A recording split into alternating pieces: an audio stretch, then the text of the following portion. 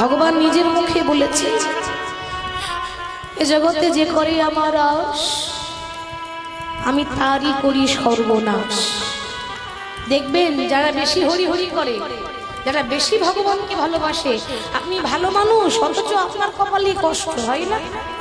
সারা জীবন লোকের ভালো করে গেলেন, কিন্তু বিনিময়ে দুঃখ ছাড়া আঘাত ছাড়া গোবিন্দ কিছু দেয় না।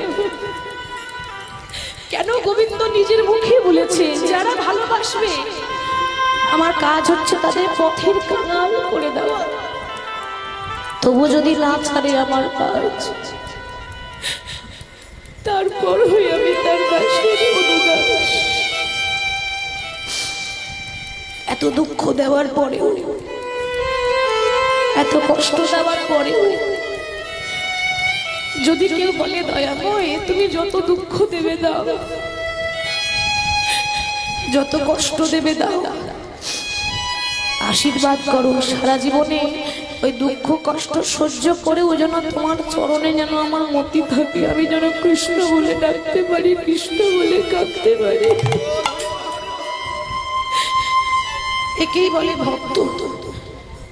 সোনা যত আগুনে পোড়ানো হয় তত খাঁটি হয়, তত আরো চকচক করে উজ্জ্বল হয়। সেরকম ভক্ত যত কাঁদতে পারবে তত খাঁটি হবে। তাকে পেতে গেলে না কাঁদলে যে পাওয়া যায় না।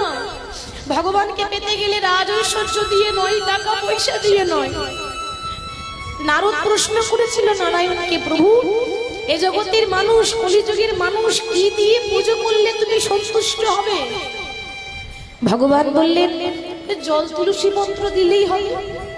নারদ বলছে, প্রভু কারোর বাড়িতে যদি তুলসী পাতা না থাকে সে ঘি দিয়ে পুজো দেবে, শুধু একটু ফুল জল দিলেই হবে। নারদ বলছে, প্রভু কারোর বাড়িতে যদি ফুলও না থাকে, ফুল গাছ যদি না থাকে তাহলে কি করে ফুল দেবে? তাহলে তুমি পুজো নেবে না?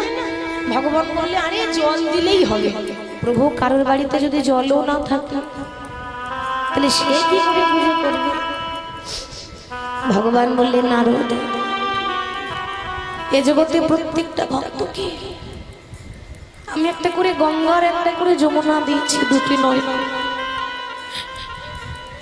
কোন নদীতে স্নান করতে হবে না, এই যে গঙ্গা যমুনা রয়েছে। কেউ যদি আমাকে ডাকার সময় অন্তত চোখ থেকে যদি 2 ফোঁটা জলও ফেলতে পারে, আমি জন্ম জন্মান্তরের মতো তার কাছে দাস হয়ে যাই। তাহলে ভক্তি যার, ভগবান তার। সেই জন্য তো বলছে, তারে আকুল সুরে ডাকিলে নাকি তারে পাওয়া যায়।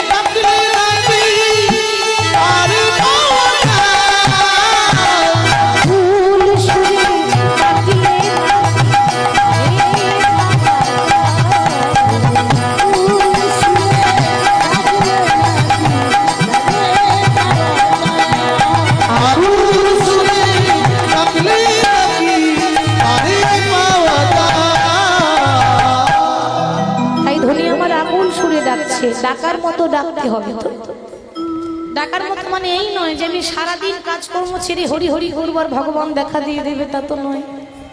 সারাদিন পরিশ্রম করার পরও সন্ধ্যাবেলায় যদি একবার কেউ হাগুর হাগুর বলে ডাকতে পারে, মন দিয়ে যদি একবার ডাকে, 100 বার ডাকলে হয় না, একবার ডাকলেই দয়াময় কৃপা হয়ে যায়।